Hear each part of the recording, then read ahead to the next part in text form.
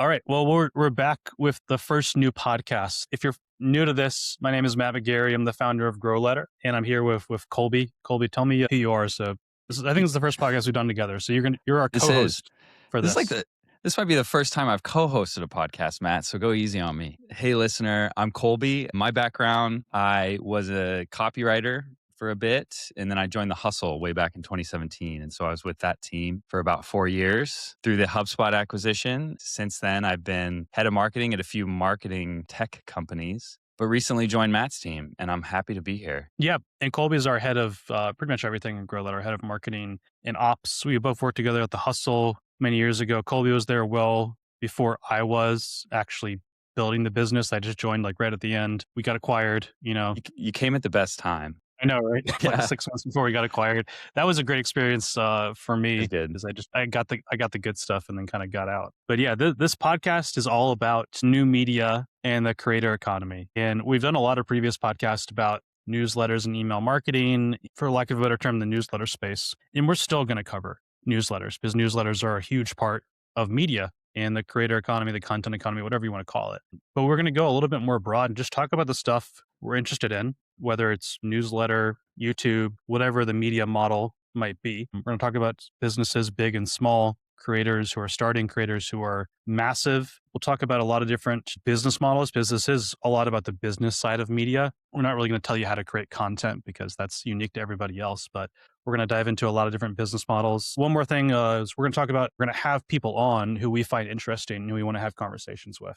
And we're going to talk about these topics and these ideas with those people. And our first guest is joining actually in about 7 minutes from now. Yeah, I'm just going to drop him right in. Yeah. The plan is where we're going to record for 2 hours per week, approximately, more or less. And guests will kind of come and go as needed. We might have no guest on a lot of episodes. We might have 3 or 4 guests on an episode, usually one at a time. And sometimes there might be guests that join all at the same time. We kind of have a group discussion together. It's more of a topical and hangout podcast. It's not an interview podcast. We're not doing like deep dives on take me back to your childhood. Tell me like what it was like starting your company.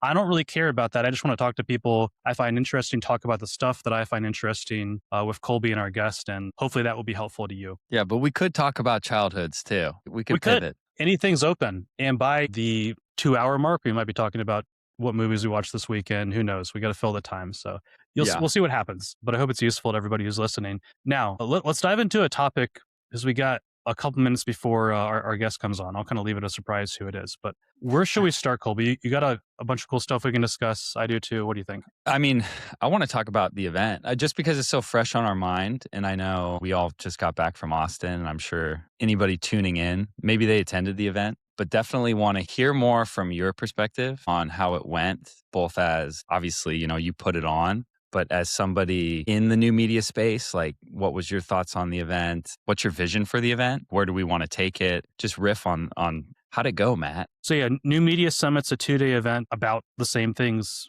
we're going to talk about in this podcast about the new media and creator economy. And we had 18 plus speakers. We had over 550 attendees. This is our second year doing this. So year one, we had about 320 people, 500 plus this time. It's going to grow a little bit every year. And it was a lot of fun, a lot better than last year. But even still, like in year 2, there's so many notes we got. We got a lot of positive notes, but also like, small things that we agree with where it's like, I'm really excited to improve it every single year and do this for a very long time. So that is kind of the business plan is like, if we do this every year for a decade, I think we're going to do very well financially. We're going to build a big brand from it. Events are not a business where you really make a lot of money in year 1 through 3, but you start to see how it makes money going forward after that. If you're willing, can you share some numbers? Like, I know you mentioned the first event was like 320 attendees, and this event was double that size. I guess, does everything double, right? I think that's the assumption, but no, I wish, right? I think maybe next year. Well, yeah, this would be good to kick it off with because I'll keep this brief, but yeah. So this event as first profit will probably make around the same or even slightly less as last year. Because this was an expansion year for us. For our very first conference, my entire focus was let's give an amazing attendee and speaker experience so they come back next year. And so they tell their friends about it and bring their friends. And number 2, let's break even and not lose money.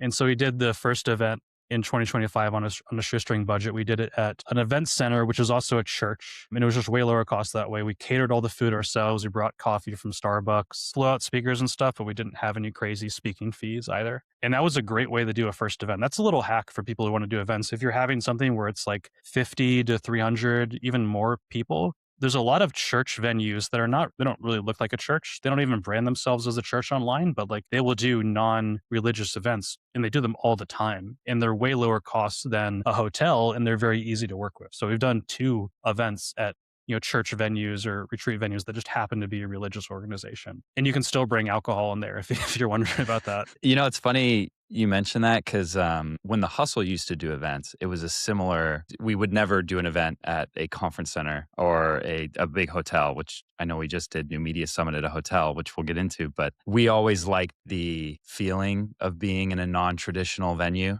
as an attendee. Especially when you're talking about like B2B or kind of like a business event. Walking into a theater, we would do it at the Paramount Theater in Oakland, shout out. And it's very cool, Art Deco. And you walk in, you're like, wow, this doesn't feel like a business conference. So it kind of sets the palette, but it's difficult for sure. Like you have to bring in everything. Yeah, that's the hard part because hotels provide all food and refreshments and water, and they have a huge staff that you don't have to have because the hotel has that, and they do these events and conferences all the time. That is one thing I kind of missed about this event. Not that the venue last year was great; it worked totally fine, but we did have like a theater style seating, and I still have that desire to like do more events, not in a typical event venue. It's just it's way more operationally challenging, but you can save money. But it's just you're trading money for work and like people there to help you. Yes. Yeah. A side effect though that is positive is when you look at event images that you capture at the event, they just look so much cooler when they're set on stage or it has some of those like that environment.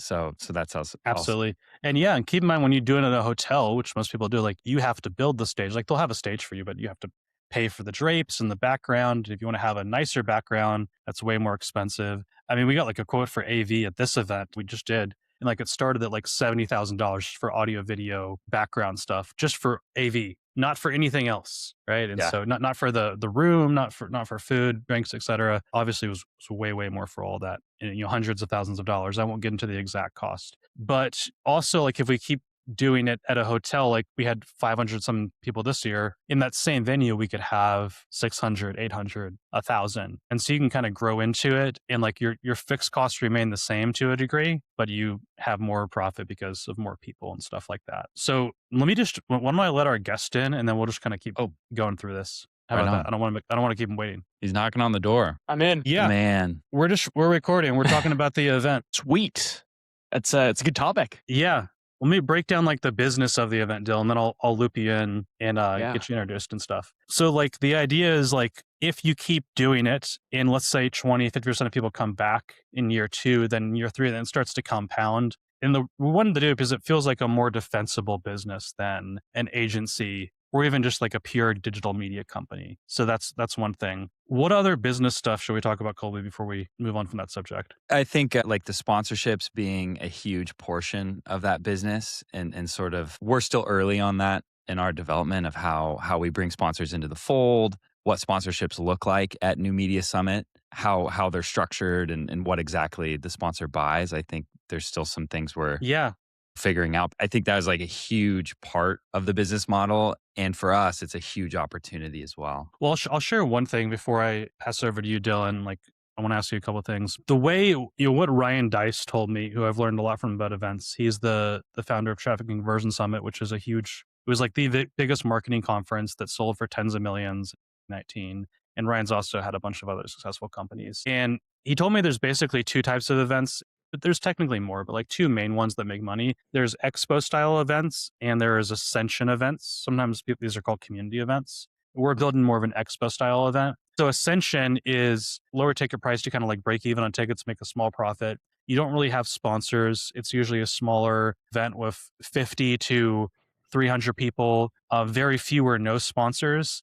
And the goal is to get your community together, build engagement, and ascend them to the next level of your service, whether it's upsell them to like your higher ticket thing, take them from an event ticket holder to an agency client. It's like, basically low ticket to high ticket. It's upselling in person. and it's very focused around that. So if you look at like Ryan's event, I think Get Scalable Live is an Ascension event. If you look at Alex Hormozy, have you guys heard of like the acquisition workshops that they do? They do them like once a month. It's like $5K for a ticket. It's a 2-day event at the acquisition.com headquarters. And they just basically teach you the frameworks they use to scale businesses and the criteria that you need to have to be acquired successfully or have acquisition.com invest into your business. So it's all about like removing key man risk, operationalizing your stuff, You removing bench constraints. 235. Yeah, you get in the gym. There's no gym access, unfortunately. But so it's like $5K. And then at the end of day one, Alex gets on stage and he sells you their $35K or $50,000 advising service. And then Nice. at day two, there's a follow-up sales presentation. And then they want you to like put down the deposit right now. And if you put down a deposit there, you can go in the secret room and hang out with Alex and ask him questions. So it's a classic Ascension event. Yeah. Alex has mastered that. Many people do these Ascension events. That's not what we're doing with New Media Summit. Because with Ascension events, you don't really make money off the initial event ticket. I'm sure Alex does because it's $5K and they do it at their headquarters and there's a little overhead. There is overhead, but it's not a ton. You make money off what the upsell. Expo events is you sell tickets, could be 500 to 1,000 to 1,500. That covers like your venue cost. And for us, we sold a lot of tickets below our cost per attendee, which was kind of a bad idea. We were selling like tickets for $500 and it's costing us hundreds of dollars more per attendee to actually put on the event. I don't know if that So was maybe we won't do intentional. that next year. Yeah. Yeah, maybe not intentional, but like ideally you sell a ticket for, I don't know, $800 that covers your cost for the venue, the food, etc., for the speakers to come in. And then you create an environment where you have a marketplace between buyers and sellers. There's booths, there's tables, there's a little bit of sponsors on stage. Hopefully sell a lot of sponsorships, and that's where you make the profit. So a lot of times a good expo event is 50% of the revenues from ticket sales, which you break even on. 50% is from sponsorships and partnerships and exhibitors, which you make a very big profit on. And so that's what a expo event is. So that's the difference between the two types of events. I agree. I mean, I think those are two good buckets, but like, where do you see New Media Summit? Because I do kind of feel like maybe the current version is straddling both of those event types. Mm-hmm. Yeah, because we only had 10 sponsors and exhibitors there. We had 4 last year. Mm-hmm. And that's because I've just always put attendee experience first and selling tickets first and speakers first. I mean, I always will. Every year, we'll just have a little bit more people and a little bit more sponsors. And not necessarily sponsors on stage, but just more sponsors exhibiting at the event. And we're creating traffic flow and natural conversations with those sponsors so people can find the technology platforms or the service providers that they need at our conference. And as more of like the go-to, the who's who in media come to the event, more of the sponsors are going to want to be there too. I like it. Yeah. So it will evolve more exhibitor over time, but that doesn't mean like it's going to be a trade show event where there's no sessions and no talks. We're still going to have that, of course. But Dylan, you kind of see the vibe of this show. Like it's more of a topic show where we're just like talking about what we find interesting. How are you doing? I'm doing great. Getting acclimatized to not being in around 500 people, for 2 straight days, which is really awesome. I think I learned from this trip that I used to be like, I'm an introvert, extrovert, but I think I veer on the side of extrovert because it just like, it filled me up. I had so much energy. It was so great hanging out with you guys, with everybody who was there. So it's like now I'm alone out here on the west coast of Canada with nobody home in my house. And I'm just like, I've got my cats and my plants, but they don't talk back, unfortunately. I feel the same way. And like, I'm introverted, but it's like, I need things a couple times a month or let's say once a month and a big thing like once a year. And that fills me up. But if we were doing this every weekend, like touring, no way, we would be wiped out. That'd be a bit much for me too. Yeah. And Dylan, you are our MC, just for people who don't know. You crushed it. Yeah. And you do a lot more than MC at New Media Summit. Just tell me and Kolby about what you do real quick. Yeah, the MC was the first kind of official opportunity I've had to do an MC. So it was a great learning experience. It was a lot of fun. So that is definitely not something I do every day. More so, what I do every day is kind of all things content around newsletters, newsletter growth, monetization, engagement, retention, all that stuff. So I work with Chanel Basilio primarily. We run the Growth in Reverse Pro community. We also co-host the Growth in Reverse podcast. I write my own newsletter about newsletters, and Chanel writes a newsletter about newsletters. So it's this whole newsletter meta world that we're living in. Yeah, and you're now on a podcast that's not entirely about newsletters. We're totally relaunching this and just talking about media in general, but newsletters are a huge part of that. So we'll talk a lot about anything you want with you. Yeah, and you've been writing growth currency. So when I kind of like left the hustle and was looking like who else was writing about email in an interesting way in the newsletter space, it was really just you and then Dan Oshinsky. Like there's nobody else at that time. So you're kind of an OG in the newsletter space. A lot of people don't realize that. Yeah, I'm an OG. I didn't quite have the Ascension that we just mentioned about Ascension events. I didn't have the Ascension newsletter that Dan did or does. I remember when I first started my journey, just really quickly started on Substack in like December of 2020, where I was like, I'm going to write a newsletter because everybody's talking about it. It's COVID times and all that, right? And so January of 2021, I published my first edition of Growth Currency, and it was just a newsletter about like all things kind of creator, crypto, personal finance. Like it was a bunch of topics, no focus. Yeah. Quickly realized that I need to have some focus. And so I started niching down a little bit more to like just the creator economy, because that was a big buzzword back then. I don't know if you guys remember, it was like creator economy, this and that. But yeah. So like, oh, this is going to be big. So I went down that road. And about a year later, I was in Jay Close's community, and you guys know Justin Moore. I know Matt does. I'm not sure if Kolby does. Yeah. Justin Moore, the Yeah. sponsorship guy. I was in a hot seat with Jay, and I was like, I don't know where to take this newsletter. And like, I need to niche down. I'm just not sure where. And Justin Moore, he chimed in. He sent me a DM. He's like, dude, you always talk about how you're growing your newsletter, and that seems to really like give you a lot of energy and ideas and excitement. So why don't you just like write about newsletters? And I'm like, it's a good idea. I was kind of thinking that, but that was the validation I needed. And so since basically 2022, I've been really going hard on newsletters and newsletter growth. I worked for Sparkloop, essentially starting my own newsletter, got these opportunities. I was working in the corporate marketing world. And so got these opportunities just because I started a newsletter in January of 2021. And now I'm emceeing, I had the opportunity to MC an event about newsletters and media in 2026. So it's been quite a whirlwind the last 4 years, but I've loved every step of it. Yeah, that's awesome. One thing about the event is we got to figure out how to brand it better, because it is a lot about newsletters, but it's also not. And I still have the logo. The logo for our event is also just the logo for our company, Grow Letter. We didn't bother to. We didn't have time to make a new logo just for the summit. So it's like, some people think it's an event all about newsletters, and they're like, why is there not enough newsletter stuff at the event? Some people are like, this is called New Media Summit. There's too much newsletter stuff. I actually thought we struck a pretty good balance of all types of different topics around YouTube, newsletters, different business models like subscriptions, add more. But what's your thoughts on that? Like, what should we talk about more or less at the next event? The only part of the media, you talk about the big three media, Matt, about newsletters, podcasts, and YouTube, right? And so I think the only thing that maybe was undersaturated was the podcast topic. And I know that kind of is a whole other beast in a lot of ways. Ironically, we're talking about this on a podcast, but newsletters and YouTube seem to be just that much more popular in at least our kind of space. And then there's whole like Podfest, the Podfest conference and all that stuff. So I feel like there's an opportunity to bring more podcast material in, but it's a balance, right? Like it would be a fine line to balance all that. We'll do that. This is like, I think you've talked about this on your podcast, reacting to some of my article, because I think like if you just look at channels, like where people are consuming content, the big three of the future of media is YouTube, email, and podcast. Like, for reasons that the audience already knows, right?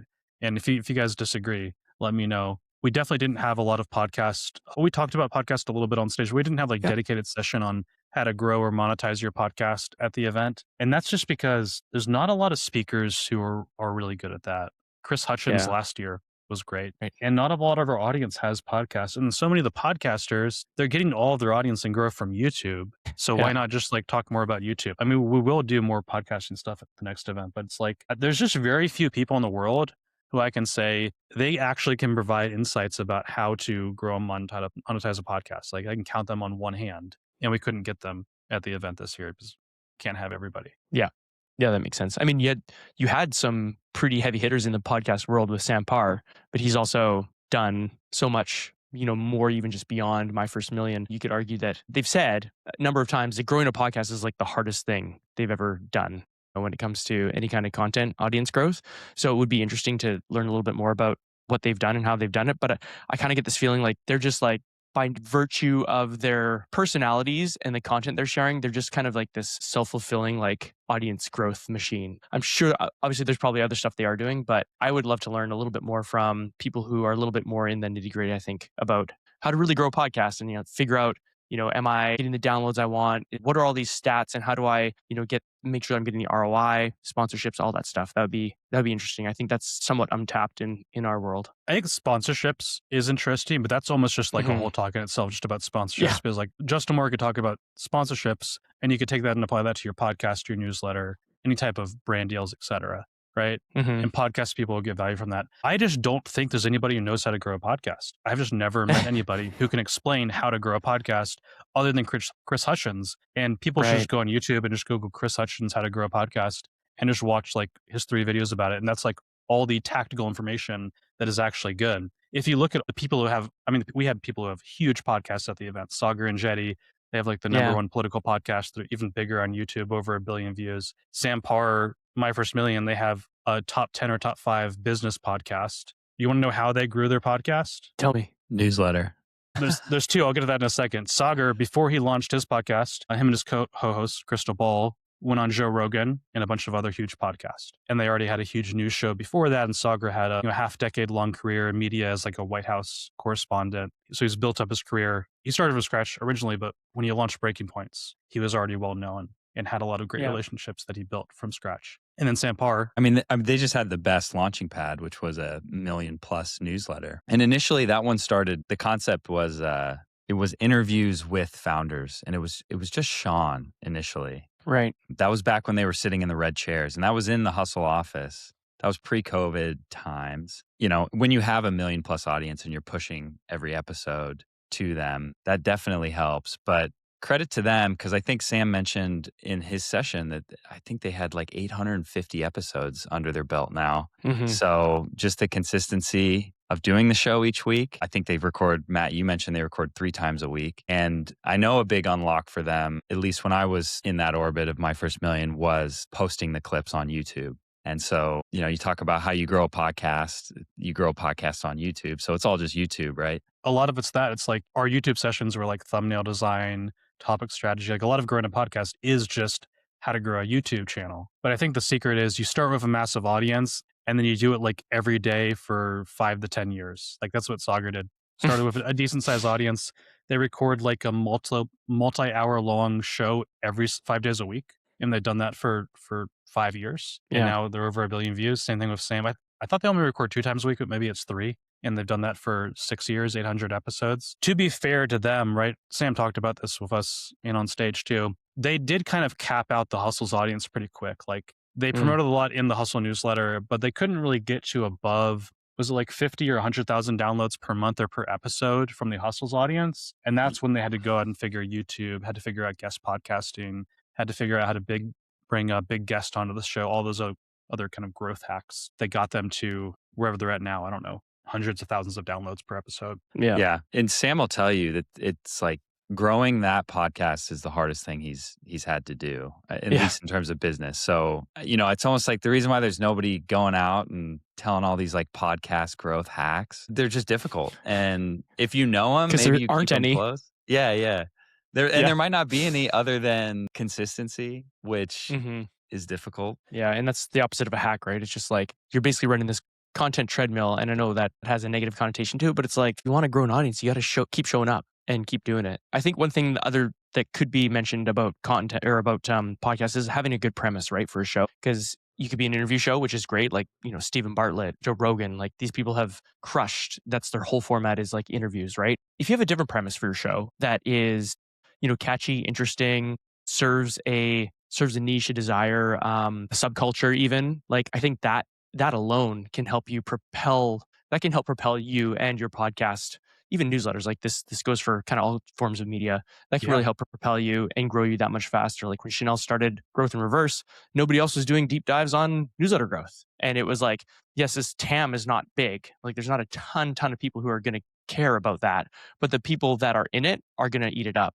And so by virtue of it just being a great premise, it kind of blew up. I think that's something that it's not a growth hack necessarily, but it's something really important to consider when you're trying to play this game. I think that's the most important thing now for a new podcast or new newsletters. You just have to have a premise because you can't be just a basic interview show anymore unless you have some type of shtick. Like, have you guys seen the Open Residency podcast? It's like a month old or a month or 2 old. Open Residency. I think they had Sam Parr on, a bunch of big guests like Mark Manson, Colin and Samir. And it's an interview podcast, but the shtick is that the set design, the studio design, the editing is just off the charts, crazy high production, and they do good interviews, right? I can't think of more examples. If you guys have some for podcasting or YouTube, let me know. Just trying to do a different version of like Diary of a CEO, but more niche or Hmm. JRE, but more niche. Like that just doesn't work. There has to be something there. You have to Something get different. a table with 20 different OnlyFans girls and ask them about their relationships. Yeah. I'm joking about that one, but there's just got to be something I mean, that could that's work. unique. So, yeah. Well, let me let Yeah. in our next 19 guest before we move on. Yeah. We're doing it now? Okay. Yeah, we're done now. No, but is there anything else that comes to mind? I wish I had. I didn't know we were going to talk about this. I wish I had a I list of like good premises. I got one. I mean, true crime's a big one. That's Yep. been I was gonna that's been mention. proven, right? But Gimlet Media, I don't know if you guys are familiar with Gimlet. They were like they had the startup podcast, and then it turned into Gimlet Media. Actually, startup podcast is all about how they became Gimlet, and then sold to Spotify, I believe, like 3 or 4 years ago. And they had a series of shows, and it was an NP. Correct me if I'm wrong, but I think it was an NPR guy. Can't remember his name now. It was a few years ago since I've listened. He basically was like, I want to start up like a podcast media company where we've got all these different cool shows that are all podcast audio only, no video. And they did, and they sold for, I believe it was $200 to $250 million to Spotify after 2 3 years. One of their shows that I particularly like was called Science Versus, and it's like it takes these myths, all these different myths. Like one episode that comes to mind is like seed oils. Like people say seed oils are horrible for you, and that you should only use specific types of olive oil and avocado oil. Like that was a hot topic in the nutrition space. So they went in and they're like, they interviewed all these people and they did this research. And it's like science versus, and then at the end they say science is showing that despite what everybody's saying online or whatever, this isn't actually a thing that's bad for you. There's no actual proof. They had one about getting hypnotized, right? Like, can people actually get hypnotized? Is this a real thing, or is this like a grift, right? Like, what is it? And they go into it's like they're 20, 25 minute long episodes, just like you'd watch a half-hour TV program. They have advertising, but they're really compelling. The problem with those is their high production. And I don't mean the problem, that's a good thing, but it's just there's a high barrier to entry, right? When you're talking about high production, typically most people don't have the skills to create something on their own. That you would have to hire somebody who's really good at that sort of thing. You'd have to script this out properly, interview, piece a bunch of things together. So that was one that stood out because the premise was really interesting and the production value is high, but that comes with a lot more you have to put into it, which maybe not a lot of people can afford to do. Yeah, that's a really good example. And usually these more traditional like journalists are really good at those premises. Mhm. But there's a couple ones I was thinking of. I think there's another one called Gimlet called Business Wars, where it's just Okay. like the story of Nintendo versus Sony, the story of Yeah. Apple versus Samsung. Same type of scripted, well researched, host read. Maybe not even host read. Maybe they have like a dedicated. Is it voiceover or like what's the Yep. person who just talks? Like a narrator kind of narrator. thing. Narrator. Narration. Yeah, like a good Yeah. narrator. Those crush it. There's a new media company that's just YouTube first called Dynamo. And they have a channel with one premise that's called Business Explains the World. I want to have Nicholas, who's the CEO, on the podcast eventually. But it's just every video is like a topic and why business explains how it happened. So like, like airships, like the Hindenburg or whatever. It's like, why airships no longer exist and like the business explanation of that. It's not because the Hindenburg, it's because of, the cost and all these other things. Why Right. coal, like why we still have coal mines and why we still use coal for power. Why not Yeah. alternatives? Like why are we still doing that when it's bad for the environment, right? And they explain that through a business lens. All these different premises. Even Sauger, who spoke at our event, his premise for breaking points, they get more views than Fox and CNN and MSNBC, right, on their YouTube channel. It's just high production news on YouTube. So it's a show like you would see on one of those cable networks, but it's on YouTube and they have more of a independent populist lens on it. And they have, one person who's more conservative, one person who's more progressive, and they talk about the biggest news of the day. Same topics as CNN or Fox, but on YouTube and with a slightly different premise. Yeah. I think it's a great premise. I mean, political news that isn't super polarizing and, completely biased. And I'm a Canadian. And it's like I consume, I was telling people at the conference, I consume way more American political content than Canadian political content. It's a little bit more interesting, to be completely honest. But that is a premise that can work. I mean, they put a crap ton of effort and time, resources into it. So they do a really good job of it. But having even a premise where it's like, two different sides of the spectrum, two different points of view, right? Like when everybody's saying, no, this is the thing. And you've got other voices like, well, maybe this is the thing actually, or I disagree. And then you can bring those 2 points of view together. I think that can be a good premise too. Like for example, doing sponsorships as a business model for a newsletter is not the way to go anymore. Because Matt, I know you've talked about that, but you could have somebody coming on, like Ryan Sager, for example, from Who Sponsors Stuff, be like, actually, no, people are still crushing it with that. That could be a good premise or a format for a show. It doesn't have to be the whole podcast show or YouTube show, but that could be a good episodic sort of series. Yeah, Justin Moore did Mhm. this Creator Debates podcast a Yes. while ago, Yeah. and he didn't stick with it because he's got a ton of stuff he's doing. But it was a really good Yeah. premise, maybe a little bit niche to really make it huge. And then you have to, the tough thing, that's why like this podcast is a lot of me and Kolby's, because you have to rely on two people to actually come and debate and be good. Versus if Yeah. no one shows up to this, me and Kolby can still talk every week and hopefully do a good job. It's true. It's true. I'm sure I have faith in you guys. I'm sure you can. What was Justin Moore's Creator War? Creator Debates. Would he bring on two creators and be like, break a pool Arguing cue Yeah. and two throw it sides in the middle? They debate two sides of an argument. Yeah. I Okay, forget the cool. topics, but it's like, About creator economy and content.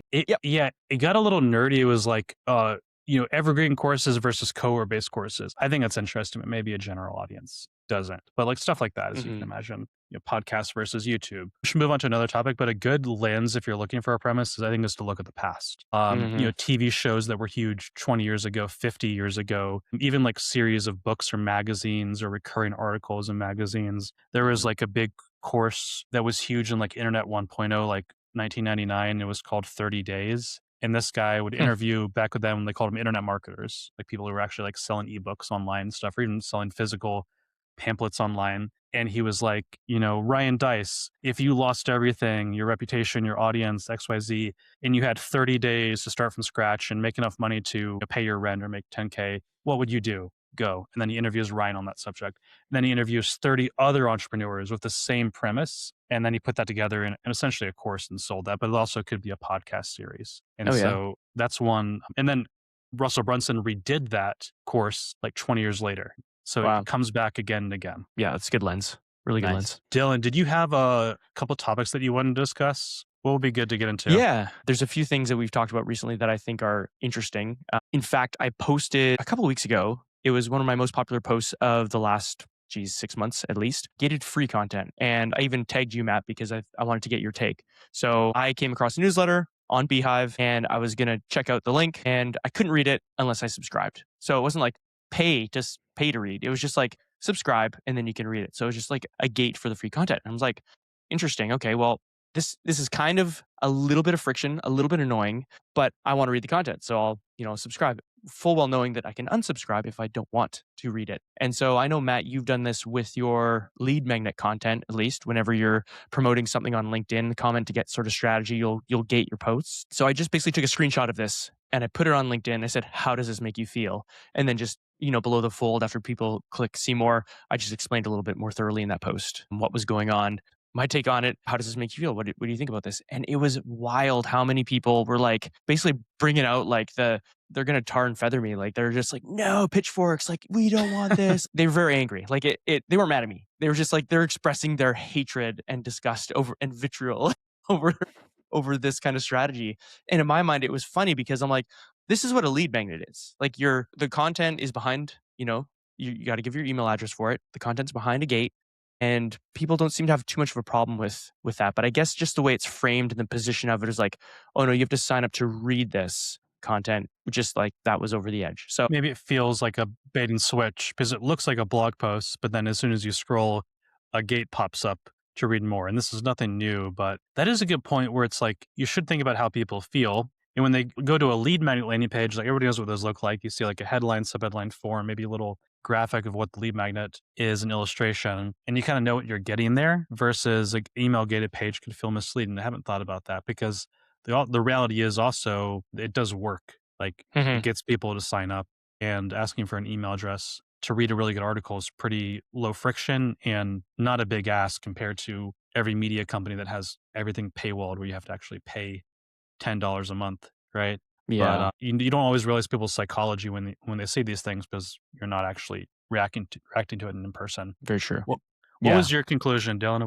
What do you think about? Well, it's interesting. I had several people reach out, just sending me DMs saying basically like, we are a company that helps people do this or does this for people. And we believe it's the way of the future. And of course, they've got some bias towards that because they want more clients. They've claimed, I haven't sat down and talked to these people, but they claim that this is a huge growth lever, not just because people will subscribe if the content is good enough. I would argue that you probably have to show a little bit of the content and then gate it as opposed to gating just the whole thing, or you could meter it. So you get 1 or 2 free articles, and then it's like, okay, you enjoy that. You saw the quality. I've earned your trust. Now you have to give me your your email address to read more. So those are two interesting perspectives. It doesn't have to be just black and white with this. But I also think that for me, I'm like, well, I want somebody who is willing to give me their email address to read my content because that's what I want. Like I want people to join my email list. And I don't necessarily just want somebody who's going to come along, read one article and bounce. And sure, like my content should sell them and should make them want more. But you never know if the article just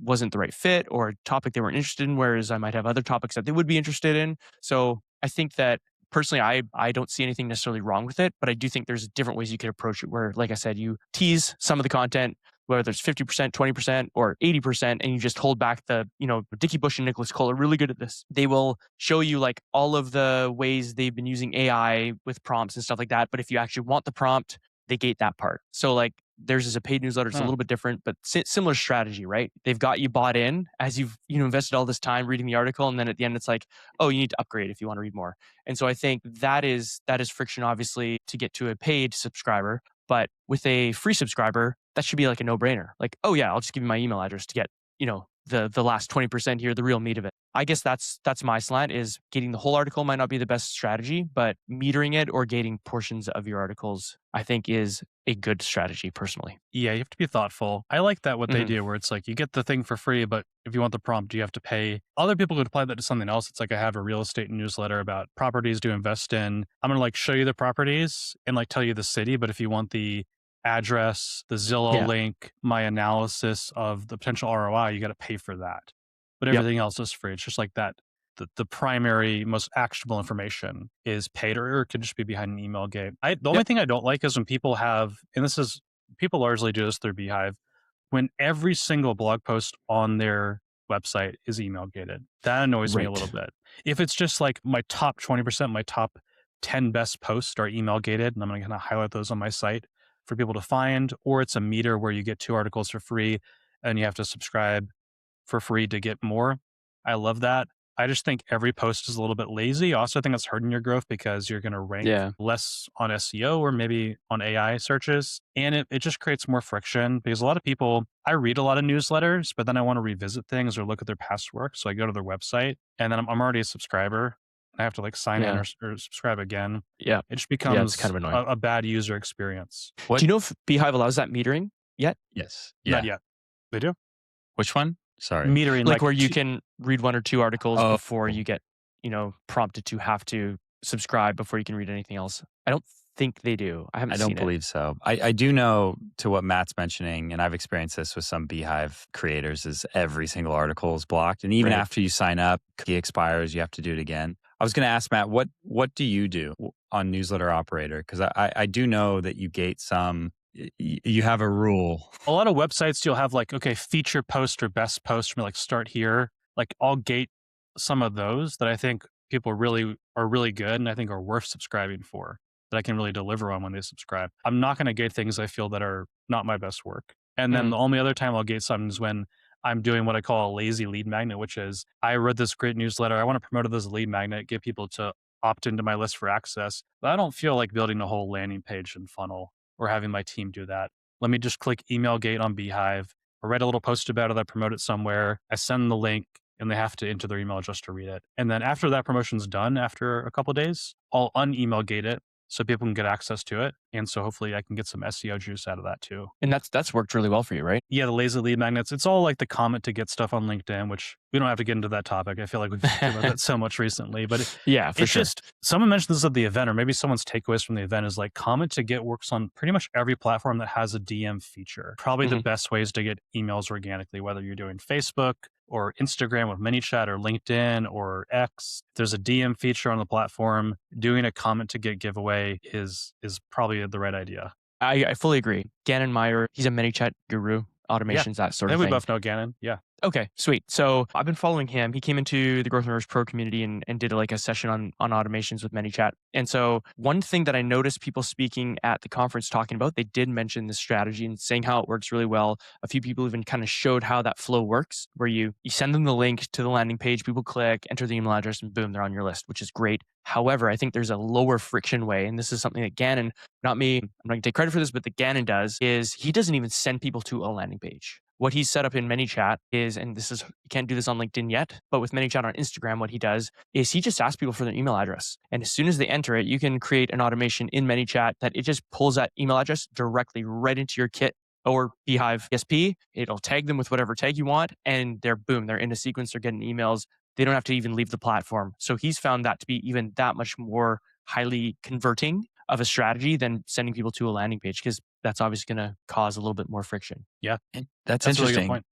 Does the ESP like that though? Because I know if Yeah. the email address isn't inputted through a form and you're just Yeah. importing the email address, it's not always good for deliverability. But That's a good question. I am not a deliverability pro. However, judging by everything that Gannon has said, at least, and has seen work, I would suspect that it's not an issue. I think there's nothing inherently wrong with it because it's just like there's not really a technical difference between someone submitting their email address through a form versus through an API call. Like they get it, they send you it in Instagram DMs, and then ManyChat adds it to Beehive or Kit or whatever, right? Yeah. The difference is just the context in the experience. So do you follow up ManyChat afterwards and say, hey, I just emailed you this, go check your email and open it. And then in that email, Right. do you ask them to move to primary? Do you get them to click a link or reply to improve your deliverability with that subscriber and all of your subscribers? So I think as long as you do those best practices that we've talked about,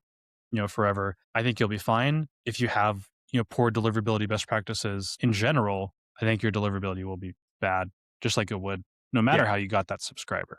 They have a lot more context because they're like interacting with you or a bot in the DM versus one thing I don't like is like a joint giveaway where like someone enters to win a vacation, but it's Those are- hosted by 10 Oh, e-commerce terrible. companies and they get all the Terrible. emails and they import all the emails. Like, there's no context. So of course there's that bad deliverability because Yep. even though the logo's at the bottom, they don't know I'm getting the email from Pottery Barn when I signed up for my Cancun vacation, right? And also there's man. no relation between the two things, right? So it's more like, yeah, that's just my over explaining my thoughts on it. Those giveaways, though, that you mentioned, they do work if you're partnering directly with the other publisher or, if it's three of you and you all partner together and you all agree, like, let's do it these ways. And there's like that active collaboration. But I forget, there's a lot of different companies that do it. I think, Matt, we just talked about one recently on a call yesterday about a giveaway company. They were at our event, actually, I think. Never worked with them, but there's some caution when it's just like you're blindly throwing emails and getting emails back and you don't know where they came from and they don't know who you are. It's not always a good recipe. Not all Yeah. email subscribers are equal. And one thing that No. works is like, let's say us three, and then we added Chanel and maybe Dan Oshinsky. We all did like a giveaway together and we all kind of write about newsletters and media. And we gave away some type of, not money or something, but like, hey, you get a free year of some ESP like Beehive or Kit, and you get like a group coaching call of us and other people. And like we all do that, we all promote to our audience. And there's just this alignment there with the incentive and with the audiences that would all crush it for us. It's a little bit organizationally complicated versus if we partner with random people and gave away a MacBook, we're attracting the wrong types of people. I think the quote unquote low quality growth hacks like giveaways and newsletter recommendations, I think all that can work. It just depends who you partner with. Like I've kind of crapped on newsletter recommendations and co-reg a lot, but if you're getting co-reg signups from another newsletter that has the exact same customer avatar as you do, those are actually amazing subscribers. But if you're not, they can be really poor subscribers that hurt your deliverability and don't make you any money. Yeah, I was going to say, like, with recommendations, like in Kit's Creator Network, Chanel's recommending my newsletter, for example, and I recommend hers. That's a great alignment. So stuff like that can work really well. And there's other, I'm just going through here, like Jason Resnick from Evergreen. He recommends my newsletter and I recommend his. He talks all about more like email automations, but still there's a lot of alignment there. But what, you don't want to necessarily do is be partnering with people who are like, finance. I mean, some broad spectrum stuff can still work, but I don't think it does, honestly. no. Okay. Okay. But I get it. I don't want to interrupt you, but it's just my Yeah. this show is all about No. our strong opinions. I want to get your Yeah, opinions yeah. too. Um, Hit me with it. so yeah, it's just it's only my data, and I've looked at a couple clients' data too, where it's like, I got, let's say 10, 20, 5,000 subscribers from different recommendation sources. I got like 3 buyers out of 25,000 people who Right. actually bought something. Right. And the only people who bought something came from a newsletter that was super aligned. I think it was like Creator Spotlight, which is all about the Yeah. creator economy and newsletters. Yeah. And I think a lot of people would find the same. It's like a lot of subscribers, even from like a finance newsletter, or even from like a leadership newsletter or an entrepreneurship, if it's not like super aligned with your topic, it's just really hard to get buyers from. In Hmm. my personal data and from a couple clients, I don't have all the data, but I think that's pretty universal. Even Matt Paulson, he buys a lot of courage, but all that courage is from other media companies that cover investing, stock trading, finance. So Exactly. it's Yeah. topic overlap is huge. Do you think it matters more because you mentioned buyers, but do you think it matters more if you are your monetization model, or your business model? Because if you're selling, courses and products versus just selling impressions, do you think that there's a different philosophy there? This is a really good point. Me and Kolby have been talking about a lot. I think everybody is selling clicks now. I don't think Mm. anybody's selling impressions anymore. I think that was kind of like a ZERP thing that kind of stopped in 2023, where no So what's one's ZERP? zero interest rate phenomenon or whatever. It's like Okay. advertisers were buying like list size and impressions up until 2022 and 2023, and it really stopped. And now all the advertisers care about is traffic they're getting from your ads, no matter the source, whether it's podcast, newsletter, whatever, and conversions and last click attribution, even though that's not perfect. And then Yeah. obviously if you're selling something, no matter what type of product or service it is, all you care about is getting the click and then getting them to convert. So everybody cares about the same thing, no matter if you're a advertising business or a direct audience monetization business. That's a good point. Yeah, those were the good old days, the 2021, 2023 flat rate, sell my newsletter audience for a fee. I mean, that's Kit spun up their sponsor network right around then. And they were getting a lot of sponsors for people in that space. I was part of it. The fees were great as a newsletter publisher. Problem was the conversion was not. I'm sure there were some newsletters that probably converted a lot better, but I can see why it faded relatively quickly. Yeah, there's a lot we could say about that. But I think one thing that I thought about mentioning in our event is just like 2021, even up to 2024, for all businesses, we were on easy mode. Like that was Mm, easy mode. And now we're going back to like a real economy, 2025 and beyond. And so a lot of people in media and any other space like really have to figure shit out right now because it's a totally different environment. yeah. Let's talk events. Like, how are you approaching events from that perspective with that lens? I mean, it's not anything revolutionary. It's just like product experience, sponsorship experience. What do you think? One thing I appreciate about work, so I worked at startups in ZERP, right? And was like, dude, spend money to get users. As Yeah. long as they give us an email, it's worth X dollars. And one thing I appreciate now is, especially here at Grow Letter, like we spend money to make money. Like everything, there's no like, unless you got something to tell me, Matt, there's no closet of cash that we can just pull from. So when you think about like an event in a real economy, I think we pay a lot more attention to costs. Our marketing budgets are more dialed in. We're just more reactive to costs and how ticket sale volumes are coming along as we sell tickets and so forth. On the business side with like sponsorships, I don't know what your experience was last year, like Matt, getting sponsors. But this year, I did feel like there was a little more friction. Those conversations just weren't as easy as maybe they had been in the past. But And we're only 2 years into the event business, right? yeah, Maybe it Yeah. was easy. right. We started our event in 2025 when the economy had already changed. I actually had another topic for you, Dylan, which was like the news, like the trending. Is newsletter space trending up or down right now? We'll talk about that in a second. But I think it just comes down to proving ROI. You have to prove ROI for attendees, that they're going to meet the right people, that they're going to hear the right sessions, that they're going to walk away with something they can apply to grow their business or a connection that they can use to grow their business and make money in some way. You have to prove that to sponsors too. And I don't want to bore people with the details of how we prove that. Happy to talk about it later, but that's what we have to do. And then on our end, it's like every dollar we spend has to prove ROI too, like advertising dollars with Facebook or with people we buy ads in their newsletter. Speakers have to prove ROI. Had a couple speakers that were a little expensive that didn't prove ROI. Like, I'm glad we had them, but it's like, we got to just make sure it turns out. Even like Sauger, because we don't pay many speakers, by the way, because it's just a relatively small event. And we want people to come for the experience. Sagar was one where I'm like, this guy has a bigger audience than anybody. I don't think he sold any tickets for us.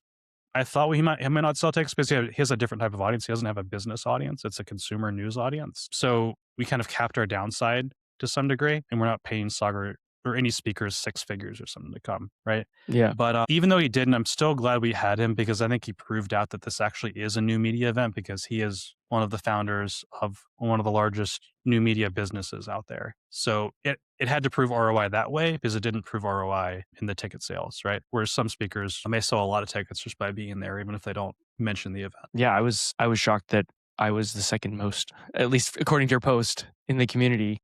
No, bringing people to not the talking event. about speakers. Yeah. Yeah, just which referrals, which people was who really cool. refer people to the event. Thank you again Yeah. for doing that. Yeah, that's a whole strategy we can get into where it's like next year, a lot of our people bring friends and colleagues to Yep. events. And like, you're not really going to sell an event by running a lot of Facebook ads. It's like, how do you get people to bring their friends and their colleagues? How do you get people to come back and bring more friends next year? It's kind Mhm. of, we have to have a more advanced referral scheme and really a reason for people to do that. I think tapping into communities is huge. So there was Growth Reverse Pro has close to 80 members, and there was like almost, 20% of our community was there, or at least in Austin and around the event, if not attending. That was really cool. Same, we experienced the same thing in Boise at Craft and Commerce last June. We had again about the same number of people show up there. And would they have all shown up if Chanel wasn't there or I wasn't there or both of us weren't there? A portion of them would for sure, especially the ones that live close by. But I think if you guys can tap into these communities online, there's so many, and there's so many that would be Yeah. relevant to your audience. If you can get those community leaders or owners or whatever you want to call them to become fans or ambassadors of this event, maybe even dangle a free ticket for them, if they can even sell like a couple or promote it to their audience and sell a couple, I think that is a really good way you guys could grow. And then it's like you just got to get one person bought in, and then they share it with their community, and boom, you're gonna get 2, 3, 4, 10 more sales from those people. It's a lot That's a easier really than good saying point. one person on Instagram or on the one newsletter trying to sell a bunch to 10,000 subscribers who don't really know that person. A community, there's way more intimacy, way more trust, just by virtue of it, of the community. So that could be a way to go. Yeah, we've done it maybe unintentionally with the lab and growth and reverse, but I haven't Yeah, even thought about it in that framework. So I like that a lot. I don't want to keep you past the time you allotted, Dylan, but is there anything else you that's all want to good. talk about? Or just let me know your schedule if you got to run. Yeah. Well, you asked me about newsletters, just or to think about if newsletters are kind of trending up or down. I think that was sort of the rough idea of the question. Maybe we can just go around and we'll give our takes on like Sure. what's the state of the newsletter space as far as this is just kind of our anecdotal opinion. I think we Yep. all have data as far as like we talk about this, we talk to people, we have newsletters about these topics so we can see our subscriber growth, our revenue related to products about newsletters. And Mhm. I think the interest in the newsletter space peaked in 2023 and 2024, and it's on the down curve. I really started to see things on a steep down curve since April 2025. Maybe not steep, maybe gradual down curve. I do think it's going to be just like email has always been an S curve where maybe 2025 is coming down and we come back up in 2027 or Yeah. 28. Just like, there were times where like, I wasn't around for all this, but like there was email was hot in 2000, then it went down, then it was hot in 2006. And like, it's always Right. been that with email marketing newsletters because it's been the most stable platform, but the psychology of humans, it's never linear. It's always these bubbles and pops. I do think there's a few things. So from a consumer's perspective, I don't think anybody's ever more subscribed to email than they are right now. Just with whether it's e-commerce, your friend sending you something, your colleague sending you something, or all these newsletters you subscribe to sending you something. So I think our inboxes are more crowded than ever. So that doesn't bode well for a newsletter publisher, which might be why we're seeing a bit of a downturn. Matt, you actually work with newsletter publishers. I don't. I talk to them and interview them on podcasts, but I don't necessarily work with them. So I don't see the behind the scenes numbers. However, my hunch is that it's a little bit harder than it used to be, definitely harder than it used to be to grow, especially organically. I guess where I'm going with this is two things that come to mind is content of your newsletter matters more than ever with the proliferation of Substack and Kit and Beehive and all these different free tools. You can get free plans for all these tools to send a newsletter. To me, it's like starting a WordPress blog in 2020 or 2006. The people who got to that really fast were able to really crush it with good content, with SEO, even AdSense at that time. Like they could make good money doing that. And I feel like that we've come into that zone of newsletters where everybody can just fire up a newsletter on Substack or wherever. And so it's been very much democratized. And that means I still think the cream rises to the crop. So the best newsletters are still going to do well. I just think it's going to be that much harder for somebody to get there, right? You really need to focus. Chanel talks a lot about insanely valuable content. Are you actually helping your readers achieve something that they want to achieve? And if not, you're probably going to flame out. And the second part of all of this goes to the value of an organic subscriber. I think it used to be like a paid subscriber to an organic subscriber in terms of like engagement, that sort of thing. Maybe let's say it was like 2-to-1. Like you could expect 2x opens and clicks and engagement from an organic from a paid. I think an organic subscriber is just going to be worth so much more. If you can drive them to your newsletter from just content you're creating on social media, from your YouTube channel, from your podcast, that person that you need to take those subscribers and give them like the royal treatment. Welcome them on a red carpet, make them feel valued, make them feel appreciated and seen, because I think that attention is so much more important than, yes, you can spend money on Facebook ads and it works. But I just think somebody who's like bought into you just from free content, organic content you're creating is worth not just 2x, but 10, 20x more than somebody who's stumbled across your Facebook ad. And I don't mean that to disparage Facebook ads in that business. There is obviously value there, but that's just my personal take on that kind of thing. I want to get Kolby's take, but I have some disagreements or differences I want to address too. I agree at the last point though. I think it used to be like organic is 2 times more valuable than paid. Now it's 10 or more. I totally agree with that. And I see that in my data for sure. I don't know if there's more newsletters in people's inboxes than ever. I think that actually might have peaked in like 24 and 25 or 23 and 24 when there was more hype, because a lot of those newsletters that started a couple years earlier have gone away in 2025 and 2026. It's kind of like a lot of them filter out because you have to keep sending. And if you're not making money, people stop sending. And the problem is there's just not clear data around that because everybody has different inbox providers. Like you can get clear data around YouTube or podcasts because it's more public. It's not the same with email. So it's hard to find that data. All that data is based off of surveys. And it's like, how are those surveys are run? What's the sample size? What's the source? Getting readership data universally is really hard for newsletters. But I think the reason most people got into newsletters was maybe blind hype because they saw acquisitions happen, or they saw just a lot of people doing it, or they saw a lot of people growing their subscribers really quickly and not talking about revenue. They saw the hustle in Morning Brew and, whoa, I could do that. Cool. Yeah. Big money. Milk Road and others, and like, this AI newsletter got to 1 million subscribers in 6 months. That AI newsletter didn't talk about how much money they were making or how much, they definitely didn't talk about how much profit they were actually bringing in. And then the business models changed where I don't think there was a newsletter bubble, but I think there was a newsletter advertising bubble that popped in 23 and 24. And everybody was building these newsletter advertising based businesses. And over a year ago, I've talked about how horrible that was and why that's a bad idea. And that wasn't a sustainable business model. You're competing with Facebook, and we can have a whole nother discussion about that. We could go for the rest of the podcast about what happened with newsletter advertising, why it's not a great business model. Maybe it's a good tool in your toolkit, but not your entire business. It's not really a newsletter problem. It's these people didn't have a business model. And I actually think it's more about the media businesses that have great business models. Content certainly matters, but there are some very successful media businesses that don't have good content, but they're damn good at monetizing their audience in different ways. I was going to say examples, but maybe I shouldn't right now.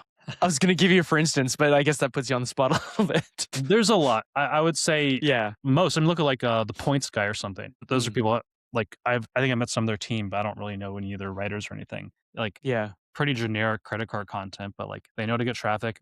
They know how to convert it into affiliate commissions. They know to negotiate the biggest deals with those credit card companies. So they're not making $100 per credit card approval. They're making 500. There's many more examples.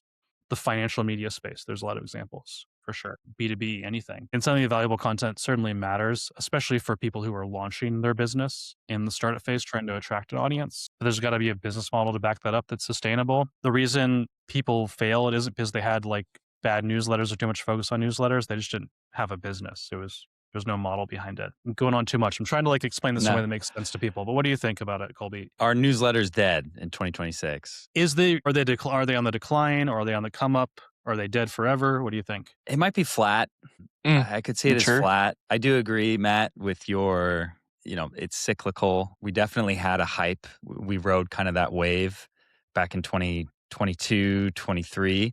And I think there was a lot of energy around it. And now I feel like it just feels a little flatter. That said, I'm so bullish on email as a channel, but I'm definitely really bullish on indie media. Just this idea of creators sort of starting as an individual, but then legitimizing themselves and becoming these media entities where maybe they have other talent, they're able to scale themselves in new ways. So I'm definitely bullish on that. I don't see that going away, and I see that growing, and maybe it grows with more creators who are currently in another, they have success in a channel like YouTube or podcast and sort of just doing newsletters because it exists and sort of applying those business models. I think that it's going to continue to happen. And you see a lot of creators launching newsletters all the time. In terms of email, I am very bullish though on local newsletters and local media, and email being a great channel for just cities and localities. I run a local newsletter because, I got to be in this game, and the response is amazing. And,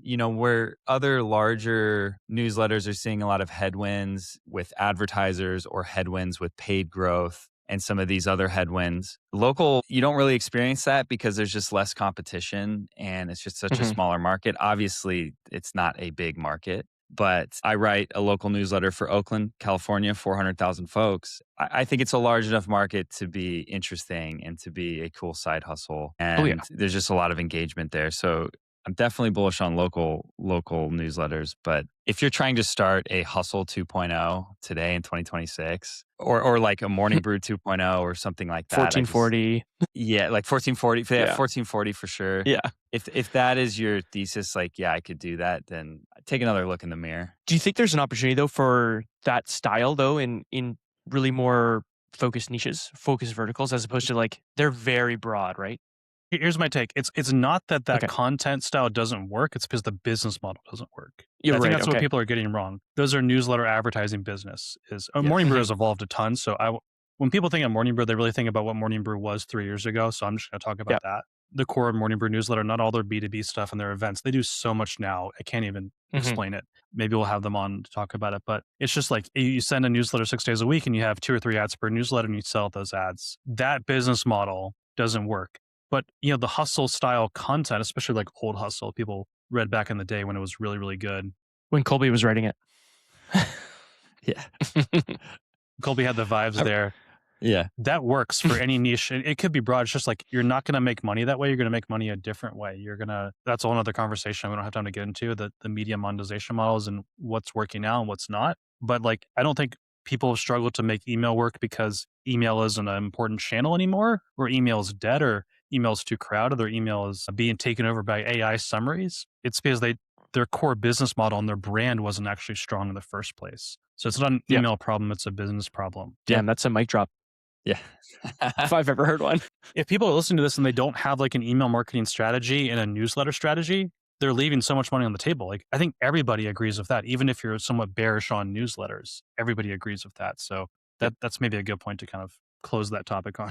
Dylan, again, I don't want to keep you. Any final thoughts, or what do you think? Yeah. Final thought. I'll end it on this. I've discovered last week, I discovered a newsletter growth hack. Let's call it a new media growth hack. And that was going to a conference. Because damn, Matt, and Kolby, the types of people you gathered in the Hilton Austin for the conference was top notch. They were so kind. They were so awesome. It was as easy as chatting with, say, Tim Hulskamp backstage and be like, I love your work. I'm a big fan. And do you want to come on the podcast? And him saying yes. Like, I'm not saying everybody's going to get that experience, but it was just like, it was such a great opportunity to meet people, to network, to get on people's radar. And I think if you're unsure about going to a conference, I think you should at least invest in one time. Go like Matt did in, was it 2017 when he went to Ryan Dice's summit that changed his life. So you could be the next Matt McGarry if you go to a conference, and it could change your life too. I'm very bullish on the live event. Sam Parr called out the lady with the hat, Ray Lambert, I think her name was, who had the IRL greater than URL, right? And there's so much power in online, but you need that IRL connection, I think, to really make it work. So that I'll leave on that note. That's a good note. Just to add to that, Yeah, it's like the value of the relationships you get, or even like the newsletter subscribers or podcast listeners, any Hmm. way you connect with people, you're not getting thousands of people from a conference, but like the relationship value, even the financial value of those couple of dozen people that you make deep connections with will give you such a huge ROI in so many different ways from a conference. So I don't want to talk about why everybody should go to a conference because they haven't, but I think at least like Yeah. you should find one conference where your people are at and like at least do Yep. one per year. I'm not a Yeah. fan of doing one per quarter. Like that sounds crazy to me, but like everybody in business in some way should do one per year. I think that's a no-brainer that is going to provide value. You can hop on a plane, do the plane thing once a year if you don't like traveling. It's worth the early mornings and the layovers and stuff and the lost baggage. Maybe not the lost baggage, but it's worth it. It's for sure worth it. I realized going to New Media Summit that I need to go to more of these. Craft and Commerce last year was the same. I was like, oh man, I've been missing out on this. New Media Summit just like, like compounded that feeling. I was like, no, I need to be at more things like this. So it was great. Highly recommend. Well, me and Colby are going to stay on after this and kind of wrap up the podcast with a couple Yeah, yeah. more notes. But when you leave, just leave your tab open so it uploads your recording, and You got we'll it. be in touch soon. And then, Dylan, where should they find you? We'll put it in the description below. Yeah. If you want to just hear from me directly, growthcurrency.net, and I'm just Dylan Redekop on LinkedIn. And I'd love it if you guys checked out our Growth in Reverse podcast. We talk about stuff like Matt talks about too, but it's just me and Chanel, different personalities talking about the same good stuff. So Growth in Reverse podcast on YouTube and on Spotify. Those are the places to go check us out. Yeah, highly recommend all that stuff. So we'll put it below. Thanks, Dylan. Thank you Thanks, guys. Dylan. Cool. All right. Peace out. Yeah, it's our first episode, so we're figuring out the transitions between a guest coming on, a guest leaving. I don't want to keep guests around for 2 hours. Yeah, that was a great point to kind of wrap that conversation up on. We need a little music, like Emmy Yeah, music, When the music starts playing, it's time to wrap it up. that's actually one goal I have this year. And maybe if you want to do this too, Colby will help you. Is like I want to build a cool home studio. That's I want to have cool. whatever I need. I'm gonna have a better mic. You can do the same for you if you. We'll talk about that later, not to bore people.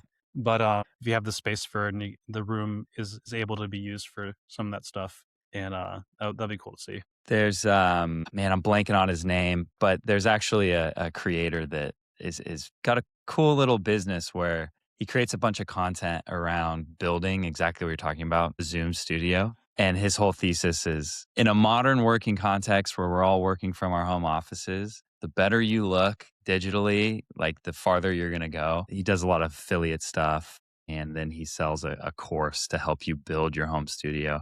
You'll have Is to this check him Dan out. Bennett? I want to give him a shout out because I was talking to Dan Bennett. It He might came to our be. event about.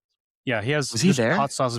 Yeah, he was at the bar with us afterwards too. A hot sauce video is his company. I think we're gonna Okay. hire him. I think he worked with Jay Klaus on his thing, and he does like it's not just a course. I think he does like as a service too. Like he's not flying out to you, but like he's helping you in a more one-on-one fashion, I believe. But people have to check it out to find out exactly what Nice. he does. We got time for maybe one or two more topics. I'm excited to talk about these too. So, what one from your list should we cover? We talk about South by Southwest. We've been talking a lot about New Media Summit, which happened in Austin, Texas at the Hilton. Love the Hilton. And South by Southwest also takes place there every year. And I think the as somebody in new media, you're probably thinking, oh, I should probably go to South by Southwest. I think there's kind of there's a gravity to South by Southwest and that people are found there. That was back in 2007 is where Twitter kind of hit the scene at South by Southwest. I went in 2019. That was about the time when Periscope and Meerkat, if you remember those apps. Yeah, those were big. Yeah. They were hitting the scene. And so, South by Southwest has always been this place where if you're a tech startup, you sort of you launch and really get your following. For Austin, it's a huge event, right? And at least post pandemic, it's been in a decline a little bit. Last year, the attendance was down about 25%. And this year, they've done away with the Innovations Award section, which is something that is what Twitter won in 2007 that sort of put them on the map. They won this award. Everybody started downloading Twitter. The rest is history. They've done away with that. They've reduced it from 9 days to 7 days. And a lot of it is they're just pulling back quite a bit. And in part, I learned this in preparing for this podcast. They were bought in 2021. I didn't know this by Penske Media Corp, PMC, which also owns award shows like Golden Globes, the Billboard Awards, the Streamies, talking of YouTube. And so they're bought by this massive corporation. They want to take it global. And apparently it just hasn't worked out, in part because I don't know if you've seen some of the recent reviews, at least last year, people just thought it was dull and bland. As somebody working in new media, and I worked at The Hustle at the time when I went to South by Southwest in 2019, and I didn't actually attend. I kind of was like an outside observer and had one of the cheapest passes, but I did not feel as a representative of a newsletter company, of a representative of a new media company, that there was really anything interesting there. If you've been, there's these massive activations. It's like upfronts almost. These massive activations from companies like HBO, Warner, big publishers. I don't know. It's not for new media, but I think it should be. And I think it's unfortunate that it's become what it is. I feel like a lot of these big events that have been around for a decade or two have just become so corporate. It's Totally. totally uninteresting to startups in the new media and creator economy now. Like, I will eventually get to the Cannes Lions, which is like, it's not the Cannes Film Festival, but it's the media and advertising event they do, which all the big media companies go there, the big established ones. But it's like, is there anything for startups there? And I think maybe that's a money thing. Like, when you cater to the big corporations like the Metas, the Rivians of the world, kind of like you're talking about, Hmm. and maybe you make a lot more money. I'm assuming you do because those people just have more money to spend on activations and event tickets. But then it becomes less interesting to the people building the new and interesting companies. And then those people stop attending. And then maybe eventually that kills the event. When I looked at the website, because I was like, hey, should I go? Let me just check out like what this event is about because I've never been, but I love Austin and I hear Yeah. good things about it. I always hear about South by Southwest. I It- just, as someone who hasn't been before, I go to the website and I don't understand what this is about. Like, I don't know when the sessions are. I don't know where it's at. It's just incomprehensible for a new person to get involved from the outside, in my opinion. I don't know who the speakers are. Like, it's hard to find who the speakers are. I do know it's at, because I kind of nerd out about venues. Like, I do know because the Austin Convention Center is being rebuilt, they're doing it across like 10 different hotels across downtown Austin, which I thought was somewhat interesting, but also kind of shady because you have to go around to different hotels to attend different things. But that's my perspective on it. Totally. And I agree. Like it's been around for 40 years. I think this year is the 40th anniversary. Obviously, it's changed a lot. But I think what's lost, though, is at least when I first started my career and hearing about South by Southwest and hearing about Twitter coming out of that, Bird, I think initially Bird and Lime had, when I was there, they had a huge push too. Like it used to be sort of like the center of culture, at least in tech and media. I don't get that same sense. I don't think the news stories coming out of South by are the same as they used to be. And I'm sure they make more money. Maybe the business is healthier. It doesn't have the same impact on the industry as it did 10 years ago. Yeah, I think a lot of events that started pre-COVID, there's only a couple that are really still as good and as big as they used to be. A lot of events died. It Yeah. never came back at all, or they came back, but they didn't come back in the same way. Even if you look at the marketing industry, a lot of people know Funnel Hacking Live. They did the last one ever last year. They shut it down.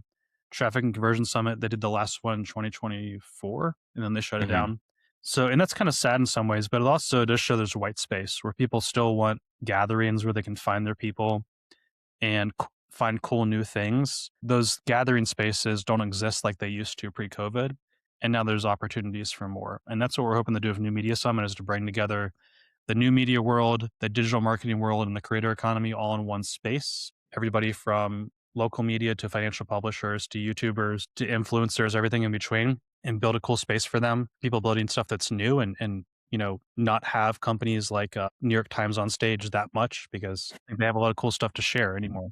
I still want them to attend, but it's like it's not about them, for example, or not have people from Meta on stage or from HBO, right? So that's another thought. Is just we're in a different world than we were 6 years ago, and there's things aren't as clear as they were before. True, true. But Dylan's point earlier, I do miss events. Like there is a lot of white space, and I don't know if every event needs to be as large as like traffic and conversions or some of these larger digital marketing events, but I think there's a lot of white space just for IRL meetups and connecting and building community within the niche or expert matter that you deal with, it's a huge opportunity because it's like it all kind of disappeared after COVID. And I know that's what like, talk about Sam earlier. That's what Hampton does to a certain degree. And I know they're doing really well. So we gotta do more events. Maybe not.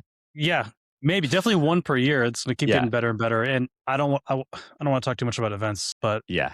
we're gonna grow it a little bit every year. It's not gonna be 10,000 people next year. It's like a couple hundred more, 100 more every year, and improving the quality of attendees and just making sure everybody there is a great fit to be there is my goal. Because you do start to lose things when you get past 1,000 people, and then that when you get there, then you have to kind of do events within the event so people can find the right people they should connect with who are at their level or in their space or niche or industry. So whole nother topic. Also, another topic we'll have to write down later is like Hampton. Talked to Sam a lot at the event. That's kind of an events company. Like people don't think about it that way. Like people think of it as like a peer group or a mastermind business, but it's really an event company that just does hundreds of mini events every single month. Should I explain that? I feel like I should if I brought it up, right? Yeah. Yeah. Yeah, so the whole Hampton business, this is a 10 million plus ARR business. Might be closer to like Sam doesn't share numbers. He asked everybody for their numbers, but he doesn't share any of his numbers. But yeah, it might be closer to 15 or 20 million ARR. And it's not like the Slack group you get access to isn't the main reason. It's these core groups, which is kind of like a forum where you're matched with 7 or 8 other entrepreneurs who are a good Hey. fit for you, similar business size, 8, yeah, similar, maybe some overlap in industry or tech. And you meet with those people in person every single month. They only do it in like 12 cities because they need to have enough of these groups of 8 people in person. And then you're led by a moderator, which is essentially like a business coach to have a group discussion, to have a mini event. And then after that peer group meeting for an hour or two, you might go out to dinner later. You might bring your kids and they hang out. Sam said one of the things that, what did he say about the things that keep people in Hampton are after their first peer group meeting or core group meeting, do they go to a bar afterwards? Do they have dinner afterwards? Do they bring their kids and do their kids and their families and spouses hang out together? That's what's Yeah. actually keeps them paying $10,000 every year. It's not like how many times they post in Slack. It's how awesome the little mini event is every single month. And then on top of that mini event every month, the core group, they do retreats that are elective and you have to pay extra for a retreat because it just wouldn't economically make sense to offer people unlimited retreats to places like skiing in Colorado or hanging out in Bali or going to some cool place in Mexico. But they basically do this at cost and it's kind of like a bonus perk. We're going to do a women's leadership retreat in Bali or wherever location. And we have room for 30 people and it costs $2,000 if you want to go or 5K or something like that. And they bring together, 20 great women in tech, or they bring together 15 people in the Appalachian Mountains who are in like the media industry. And so you can kind of pick and choose the retreats that you want to go to have a deeper relationship and meet more people outside of your core group. Someone from Hampton or Sam would probably explain it better, but like that's Yeah. essentially what the business is. It's hundreds of mini events per year. And because those experiences are so great and because the people you meet are so valuable, both personally and professionally, you're happy to pay $1,000 membership fee every year. Yeah.